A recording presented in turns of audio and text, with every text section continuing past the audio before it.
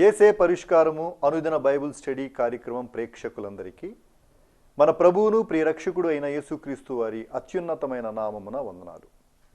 ప్రభువునందు ప్రియ దేవుని బిడ్డలారా, నేటి దినము దైవజనులు కారుపాటి శ్యాన్సాగర్ గారి ద్వారా బైబిల్ స్టడీలోని వాక్య ధ్యానమును మార్కు సువార్త నుండి ధ్యానం చేసుకుందాము. మీరందరూ బైబిల్తోనూ నోట్బుక్తోనూ సిద్ధపడి ఉంటే దైవజనులు కారుపాటి శ్యాన్సాగర్ గారు ప్రార్థన చేసి ఈ దినపు వాక్య పరిచర్య చేస్తారు. ప్రభువునందు ప్రియ దేవుని బిడ్డలారా, నేటి వాక్య ఉపదేశం కొరకు సహకారం ఇస్తున్న కుటుంబం ఏలూరు పత్తేబాద నివాసితులు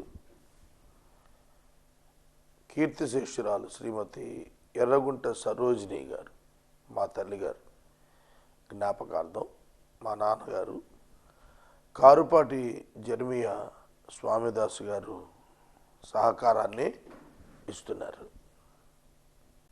ప్రభువు మా కుటుంబమునకు ఆదరణ ఇచ్చినట్లు ప్రార్థించమని కోరుతున్నాను. ప్రార్థన చేసుకుందాం. తలలో వంచండి, ప్రార్థనలో ఏకీభవించండి. మమ్మలను మిక్కిలిగా ప్రేమిస్తున్న మా ప్రియ తండ్రి, మీ పరిశుద్ధ ఘననామమునకు వందనములు స్తోత్రములు చెల్లిస్తున్నాము. నేటి వాక్య ధ్యానము ద్వారా మా ప్రేక్షకులను ఆశీర్వదించమని వేడుచున్నాము. ఎపిసోడ్ సహకారులు ఈ మాసం చాలా తక్కువ మంది వచ్చారు. అయినప్పటికీ మీ కృపా చొప్పున మీరు ఇస్తున్న సహకారం కొరకు కృతజ్ఞతలు. మీ దాసురాలు మా తల్లిగారు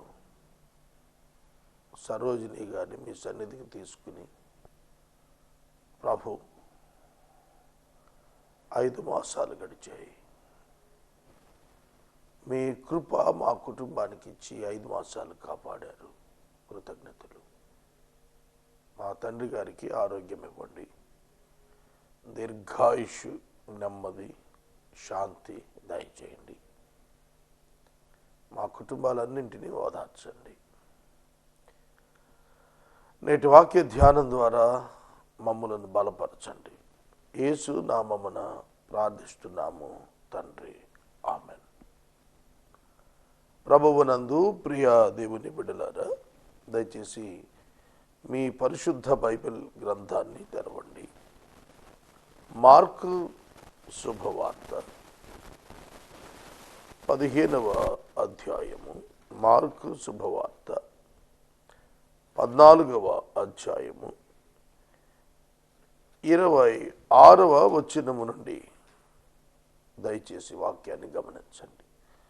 మార్కు సువార్త 14వ అధ్యాయము 26వ వచనం నుండి వాక్యాన్ని గమనించండి. యేసు మేడగదిలో శిష్యులతో పస్కా పండుగ ఆచరించిన తరువాత అదే రాత్రి ఆ విందు అనంతరము వారు ఒలీవల కొండకు వెళ్ళారు. సాధారణంగా మనం ఏమనుకుంటామంటే, మేడగది నుండి యేసు ఆ 3 శిష్యులను తనతో కూడా తీసుకుని గెత్సెమనే వనానికి వెళ్ళాడు అనుకుంటాం. కానీ మార్క్ చాలా వివరంగా వ్రాస్తున్నాడు. వారందరూ కూడా ఒలీవల కొండకు వెళ్ళారు. అంతటా వారు కీర్తన పాడారు. నేను చాలా చోట్ల గమనించాను, ప్రభురాత్రి భోజనం అనంతరం కీర్తన పాడతారు కొన్ని సంఘాల్లో. ఈ వచనమే ఆధారం. వారు కీర్తన పాడారు. పాడి ఒలీవల కొండకు వెళ్ళారు. బైబిల్లో ఆరాధనలు, ప్రార్థనలు, వాక్య ధ్యానాలు, బోధలు ఇవన్నీ చూస్తున్నాం. పర్టికులర్గా న్యూ టెస్టిమెంట్లో యేసు శిష్యులు కూడా పాటలు పాడుకుంటున్నట్టుగా కనిపిస్తుంది. కీర్తనలు పాడారు. బైబిల్లో ఈ కీర్తనలు పాడటం అనేది ఒక ప్రత్యేకమైనటువంటి సందర్భం సంభవించినప్పుడు వాళ్ళు చేస్తుండేవాళ్ళు. ఉదాహరణకి ఇశ్రాయేలీయులు ఐగుప్తు విడిచి వచ్చినప్పుడు ఎర్ర సముద్రం దాటిన తర్వాత మిరియాము ఒక గీతం పాడింది, ఒక కీర్తన పాడి దేవుని స్తుతించి ఆవిడ నాట్యం ఆడింది. అలాగే యేసు తల్లి మరియ కూడా వందనవచనం పాడింది, వందనవచనం పాడింది. బైబిల్లో మనకు కనబడతాయి. దెబోరా ఆ ప్రత్యేకమైన కీర్తన న్యాయాధిపతుల గ్రంథంలో పాడినట్టుగా కనిపిస్తుంది. సౌలు మరణం తరువాత ఇశ్రాయేలు కన్యకలు స్తోత్ర గీతాలు పాడినట్టుగా, యెఫ్తా యుద్ధంలో జయించి తిరిగి వచ్చినప్పుడు అతను ఎదుర్కొన్నప్పుడు కీర్తనలు పాడుతూ ఎదుర్కొన్నారు. ఒక joyful occasion and responsible occasion సంభవించినప్పుడు కీర్తన పాడటం అనేది ఒక వాడుక. ఒలీవ కొండకు వెళ్ళారు. ఒలీవ కొండలో దగ్గర వాళ్ళు ప్రార్థన చేస్తున్నారు. అక్కడ ఏన్షియంట్ పీపుల్, ప్రాచీన కాలపు మనుషుల యొక్క సమాధులు ఈ ఒలీవ కొండలో ఉన్నాయి. నిశ్శబ్ద వాతావరణం. అక్కడకు వెళ్ళి యేసు ప్రార్థిస్తూ ఉండట ఆయనకు వాడుక. యోహాను సువార్తలో మనం చూస్తాం, ఎవరింటికి వారు వెళ్ళిరి, యేసు ఒలీవల కొండకు వెళ్ళెను. అది ఒక దినచర్యలో ఒక భాగం ఆయనకు. ఆ దినాల్లో ఆయన ప్రార్థిస్తుండేవాడు, రాత్రంతా ప్రార్థిస్తుండేవాడు, పగలంతా పని చేసేవాడు. వెలుగున్నప్పుడంతా మనుషుల మధ్య, చీకటబడినప్పుడు రాత్రి అయినప్పుడు దేవునితో గడపటానికి ఒలీవల కొండకు పోతుండేవాడు. శిష్యులందరినీ తీసుకుని ఒలీవల కొండకు వెళ్ళాడు. అక్కడ ఒక ప్రత్యేకమైనటువంటి ఒక డిస్కోర్స్, ఒక బోధ జరిగినట్లుగా ఉంది. ఏమిటంటే యేసు వారిని చూస్తుంటున్నాడు, మీరందరూ అభ్యంతరపడెదరు. మీరు కొందరు కాదు, మీలో ఒకరు కాదు, ఇద్దరు కాదు, అందరూ 12 of them, 12 మంది, 12 out of 12 మీరందరూ అభ్యంతరపడదు.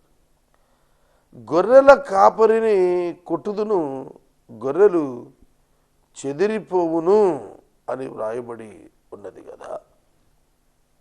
లేఖనము నెరవేరునట్లు యేసుక్రీస్తు ప్రభువారు ఈ మాట చెబుతున్నారు.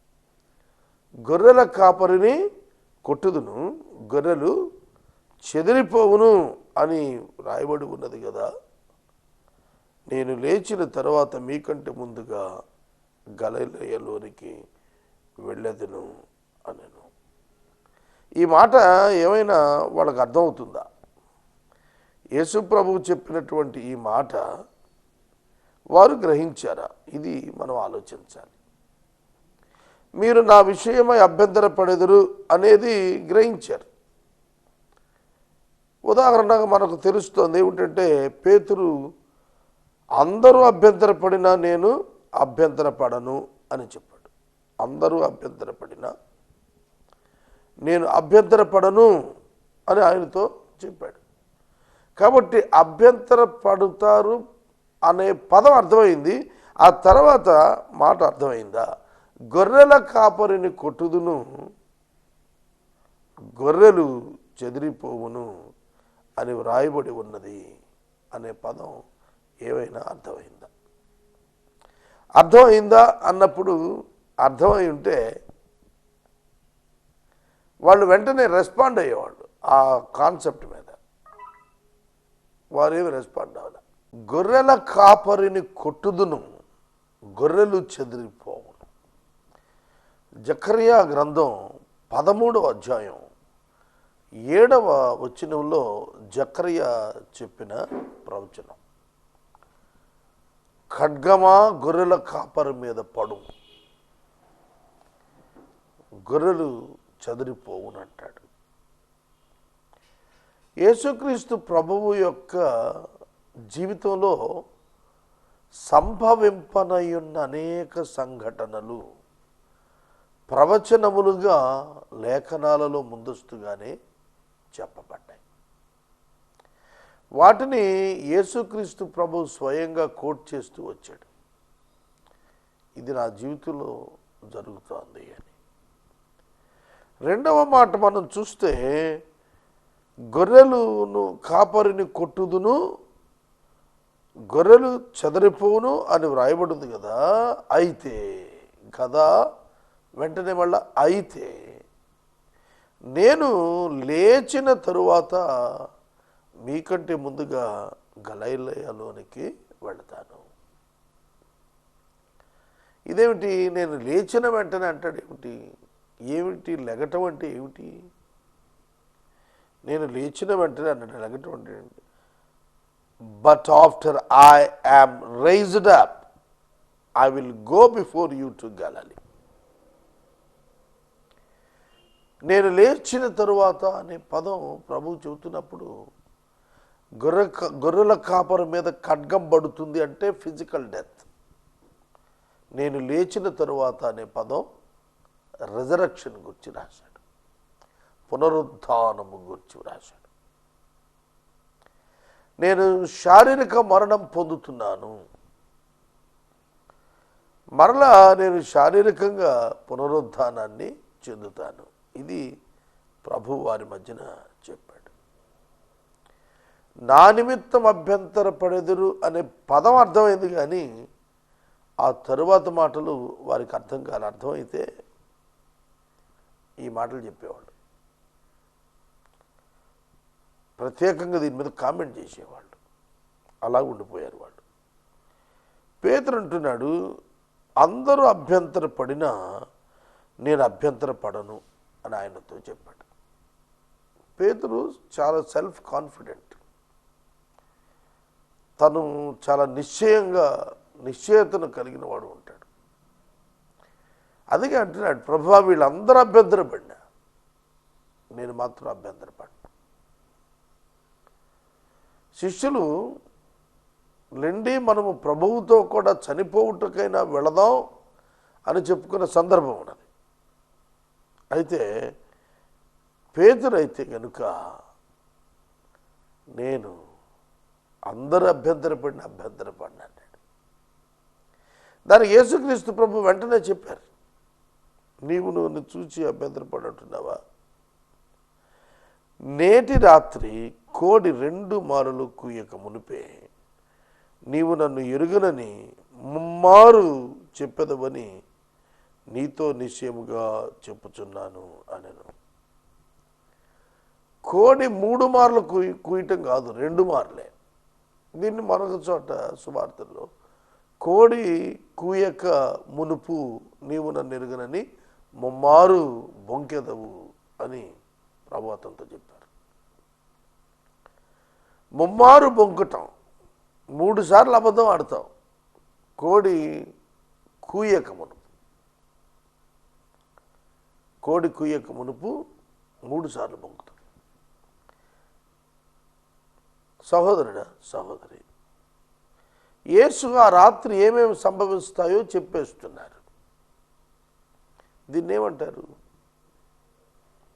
యేసుక్రీస్తు ప్రభు తనకేమి సంభవించనున్నాయో వాటిని ఆయన వారి మధ్యన పంచుకుంటున్నారు. గొర్రెల కాపరిని కొట్టుదును అన్నారు కాబట్టి నన్ను పట్టుకుంటారు, సిలువ వేస్తారు, చంపుతారు, నేను తిరిగి లేస్తాను.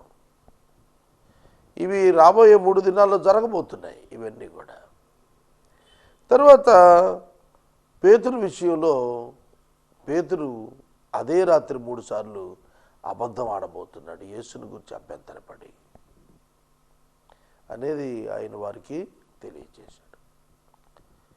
ఒక విధంగా పేతురుకి ఇన్సల్ట్గా అనిపించవచ్చు. ఏమిటి నన్ను ఇట్లా అన్నాడు ప్రభు, నేను ఎంత స్ట్రాంగ్ మైండెడ్ పర్సనాలిటీ, ఆయన కోసం నేను ఏమేం చేస్తాను కదా, అట్లాంటిది 3 సార్లు అబద్ధం ఆడతావు అని చెప్పేశాడు ఏమిటి. కానీ అది జరిగింది. కోడి కుయ్యక మునుపు పేతురు యేసుని ఎరుగనని 3 మార్లు బొంకినటువంటి విషయం మనకు సువార్తలలో చాలా తేటగా వ్రాయబడింది. మరియు అతడు మరి ఖండితంగా, నేను నీతో చావవలసి వచ్చినను నిన్ను ఎరగనని చెప్పను అని అనెను. అట్లు వారందరూ కూడా అన్నారు. ఆయనకి సమస్తం తెలుసండి, మనకే ఏం తెలియదు. మనం అనుకుంటాం నేను చూసుకుంటాను, నీకేం కాదు, నీతో నేను ఉంటాను, అట్లా మాట్లాడుతుంటాం. కానీ మనకు వాస్తవాలు తెలియదు, ఏం జరిగితే ఏమవుతుంది అనేది. మనమైతే మాట ఇచ్చేస్తుంటాం, మనమైతే మన ఉద్దేశాన్ని ప్రకటించేస్తూ ఉంటాం. కానీ అవి స్థిరం కాదు. దేవుడు ఏదైతే స్థిరంగా ఎంచుతాడో అది స్థిరం. పేతురు యొక్క జీవితంలో పేతురు యేసును ఎరుగనని చెబుతానని తాను అనుకుని ఉన్నాడు. కానీ పరిస్థితులు అతనిని ఆ విధంగా తీసుకొని వచ్చాయి. అతనిలోని భయం, అతనిలో ప్రాణాన్ని కాపాడుకోవాలనే పరిస్థితి, ఆ ప్రెషర్ మెయింటైన్ అవుతున్న కండిషన్ అతన్ని భిన్నంగా తయారు చేసింది. నేను మాట్లాడుతున్నది జాగ్రత్తగా అర్థం చేసుకోండి. సాధారణమైన పరిస్థితుల మధ్య మనం అందరం మామూలుగానే ఉంటాం.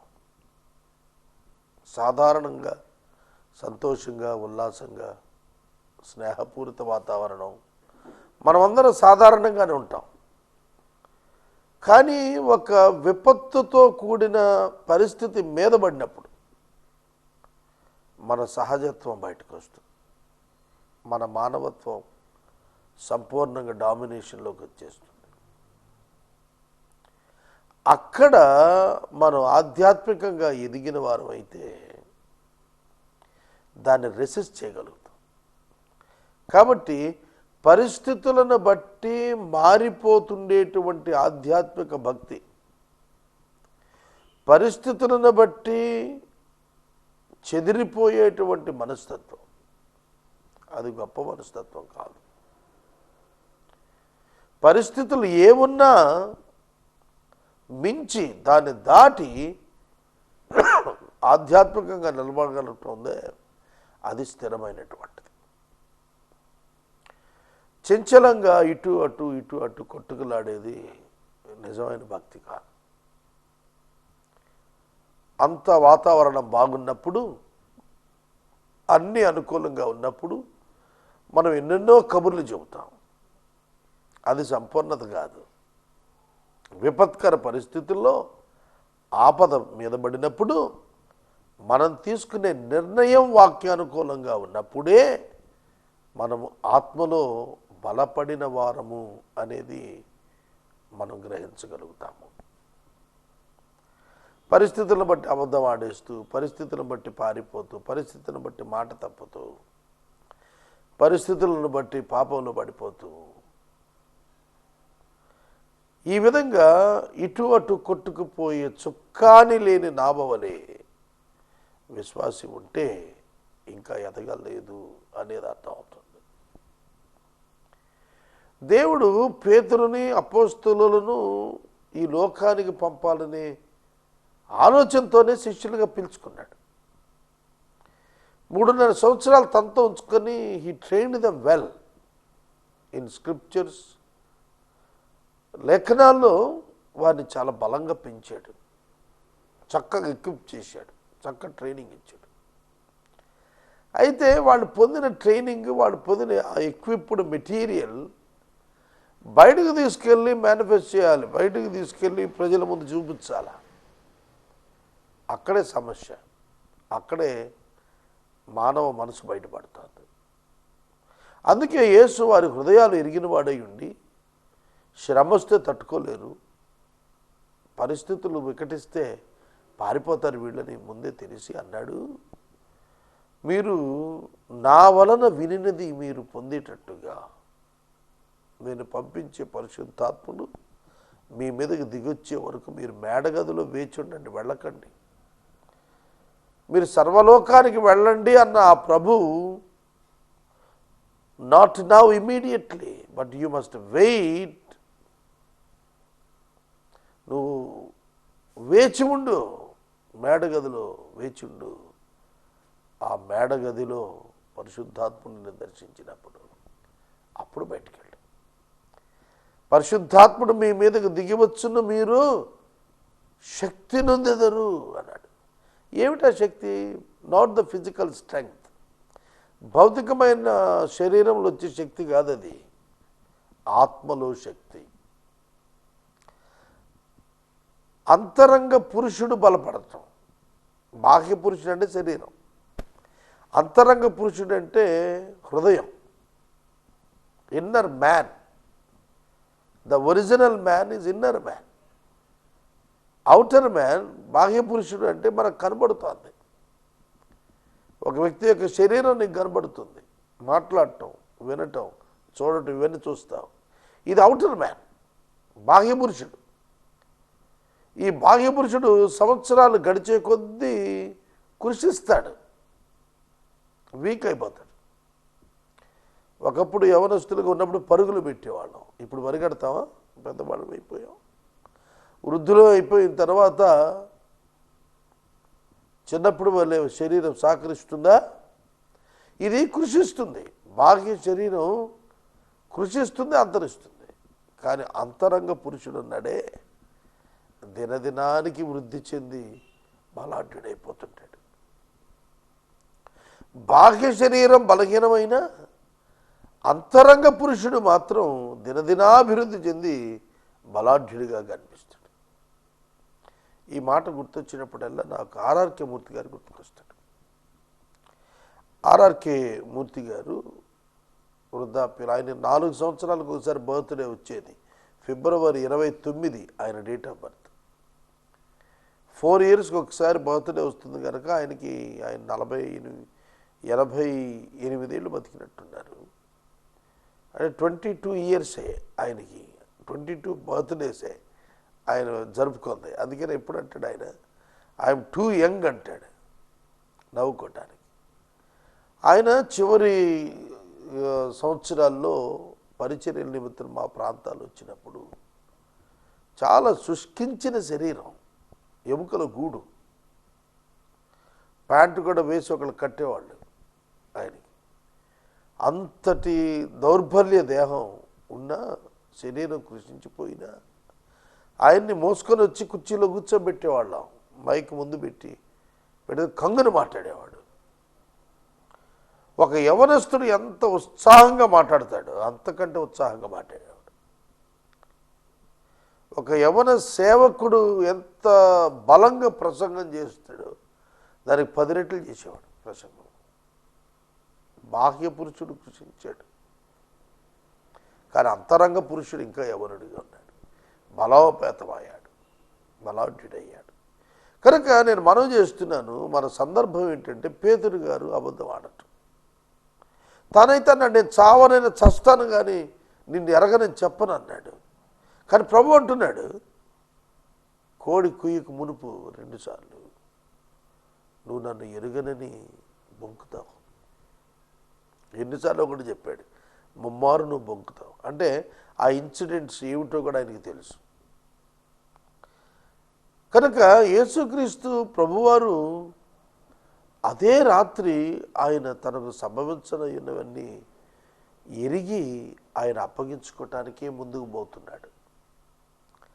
గెత్సెమనే వనంలో యూదా ఇస్కరియోతు యేసును అప్పగిస్తాడని యేసుకు తెలిసి యేసు ఒలీవ కొండ నుండి గెత్సెమనేకి వెళ్ళారు. అందుకే ఆయన ఈ శిష్యత్రియాన్ని తీసుకెళ్ళినప్పుడు మీరు ఒక్క గడియ అయినా నా కొరకు మేలుకొని ఉండలేరా? మెలకువగుండి ప్రార్థన చేయండి, శోధనలో పడకుండా. లెండి, నన్ను అప్పగించువాడు సమీపించాడు అన్నాడు. ఈ మాటలు గెత్సెమనే వనంలో చెప్పాడు యేసు ప్రభు. చిమ్మ చీకట్లో వెతుక్కుంటూ వస్తున్నటువంటి ఆ రాణువవారు యోధా ఇస్కరియోతు సమీపించారని ఈయనకట తెలిసింది. ఆ గడియ వచ్చింది అంటాడు. కనుక Jesus nose all these things in his heart and accepted to go to the cross wilfully. హృదయపూర్వకంగా యేసు తనను తాను సమర్పించుకొని తాను సిలువకు ప్రయాణం చేస్తున్నాడు. కనుక దైవ ఉద్దేశము ఎరిగినప్పుడు మనము ఆ దైవ ఉద్దేశం నెరవేర్చుటకు ప్రతికూల పరిస్థితులలో అనుకూలమైనటువంటి వ్యక్తిత్వంతో ముందుకు కొనసాగి దూసుకెళ్లే స్థితి ఉందే, అది ఆధ్యాత్మిక అభివృద్ధి అంటే, పరిపూర్ణత అంటే.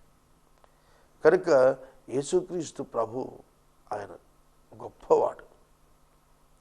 ఆయన సమస్తము ఎరిగినటువంటి వాడై ఉండి ఆయన గెత్సెమనే వనానికి వెళుతున్నాడు. మనము ఇంతవరకు దైవజనులు కారుపాటి శ్యాన్సాగర్ గారి ద్వారా బైబిల్ స్టడీలోని వాక్య ధ్యానమును మార్కు సువార్త నుండి ధ్యానం చేసుకున్నాము. ఈ కార్యక్రమం ద్వారా మీరు పొందుకొనుచున్న ఆత్మీయ మేలులు ఒక ఉత్తరం ద్వారా మాకు తెలియచేయండి. మీ ప్రార్థనా మనవులు మాకు తెలియచేస్తే ఏసే పరిష్కారం కార్యాలయంలో ఏర్పాటు చేసిన ప్రత్యేక ప్రార్థనా శిబిరంలో మీ కొరకు ప్రార్థిస్తాం. మీ కుటుంబ పక్షముగా ఒక ఎపిసోడ్ ప్రసారం చేయాలనుకునేవారు మాకు తెలియచేస్తే మా సిబ్బంది మీ గృహాలను దర్శిస్తారు. ముగింపు ప్రార్థన ఆశీర్వాదాలతో ఈ కార్యక్రమాన్ని ముగించుకుందాం. నేటి వాక్య ధ్యానం కొరకు సహకరించిన కుటుంబము మా తల్లి గారు కీర్తి శేషురాలు శ్రీమతి ఎర్రగుంట సరోజిని గారి జ్ఞాపకార్థం మా తండ్రి గారు కారుపాటి జెరమియా స్వామిదాస్ గారు సహకారం ఇచ్చారు. మా కుటుంబ ఆదరణ కొరకు ప్రార్థించమని మనవి చేస్తున్నాను. ప్రార్థన చేసుకుని వాక్య ధ్యానం ముగిద్దాము. మమ్మల్ని మిక్కిలికి ప్రేమిస్తున్న మా ప్రియ పరలోకపు తండ్రి, మీకు వందనాలు, స్తోత్రాలు. అనుకూల పరిస్థితులలో నీకు భక్తి చేయటం, నిన్ను వెంబడించటం సాధారణమే.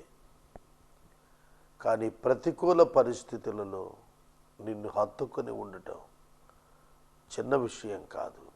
అపోస్తలులు సైతం పడిపోయారు. అలా పడకుండా ఉండటానికే పరిశుద్ధాత్మని మీరు తోడిచ్చారు.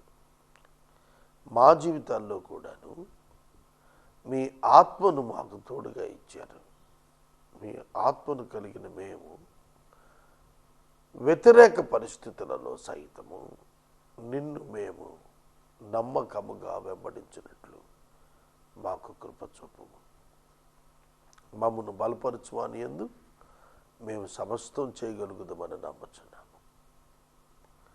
ఈ సమయంలో ఎపిసోడ్ సహకారులు కావాలి ప్రభు, పంపించండి. మీ కృప చూపించండి. ఘనత, మహిమ, ప్రభావాలు మీరు పొందండి. యేసు నామమున అడుగుచున్నాము తండ్రి, ఆమేన్. తండ్రి అయిన దేవుని ప్రేమ, కుమారుడైన యేసయ్య కృప, పరిశుద్ధాత్మ దేవుని యొక్క అన్యోన్య సహవాసం సదాకాలం మనందరికీ తోడైండును గాక.